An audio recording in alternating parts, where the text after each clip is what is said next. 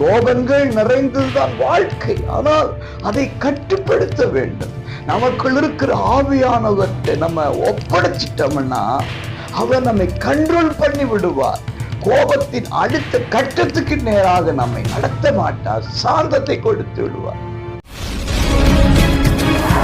பிரியமானவர்களே, அன்பர் இயேசுவின் இன்ப நாமத்திலே உங்களை மனதார வாழ்த்துகிறேன்.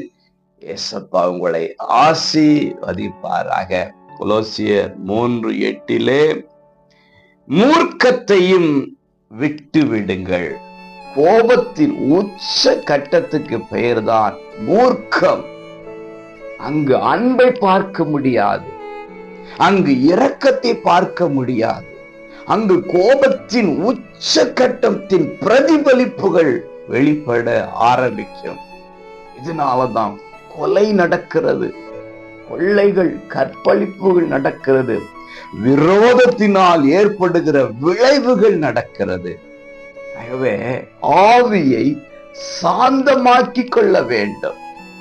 அதை விட்டுவிட்டால் அது மூர்க்கத்துக்கு நேராக நம்மை நடத்தி செல்லும். விளைவுகள் பயங்கரமாக இருக்க ஆரம்பிக்கும்.